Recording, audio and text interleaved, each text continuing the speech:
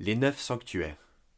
Année après année, le dédale de tunnels et de grottes se transforma d'abord en une cité troglodyte. Puis, de décennie en décennie, cette cité évolua en un majestueux sanctuaire perché dans les monts d'Ophiaran, le premier d'une grande lignée appelé sanctuaire d'Aphioline. En parallèle, ils firent construire 8 cryptes dans les endroits les plus reculés du territoire, et au-dessus de chaque crypte, un sanctuaire fut érigé. Au total, 9 sanctuaires étaient disséminés à travers le pays, et 9 des 13 s'installèrent dans les cryptes, gardant les cristaux. Les 4 restants, postés aux 4 points cardinaux, surveillaient les frontières et maintenaient les barrières de protection en place. 8 des 9 dracanés s'établirent ensuite dans ces sanctuaires fraîchement construits, accompagnés d'une guilde de mages confirmée. Le sanctuaire d'Aphioline fut laissé dans les mains d'Asté, doyenne des dracanés et grande prêtresse de l'ordre.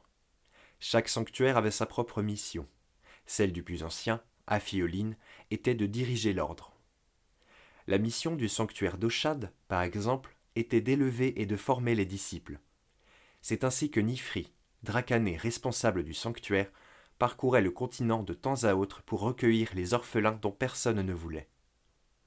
Une fois les jeunes disciples formés aux enseignements de base, ils étaient répartis dans les 7 autres sanctuaires ou restaient à Oshad pour poursuivre leur apprentissage et former à leur tour des jeunes générations de disciples.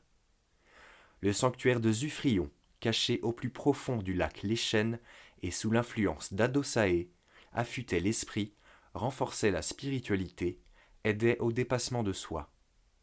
De son côté, Ifré enseignait la langue des runes et leur application à ses disciples dans le sanctuaire d'Achaïn. Le sanctuaire de Thiuna, dirigé par la dracanée Eadni, formait les sentinelles qui patrouillaient le long des frontières pour protéger le pays. Quant à Dradna, elle enseignait l'art de la guérison au sanctuaire d'Edrié.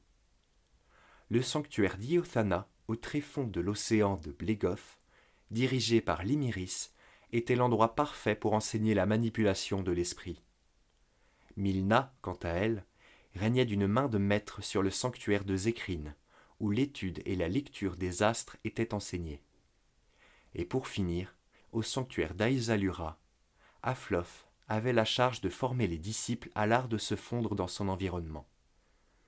Les mages les plus expérimentés étaient envoyés à travers le continent lors de missions furtives afin de récolter les informations de haute importance.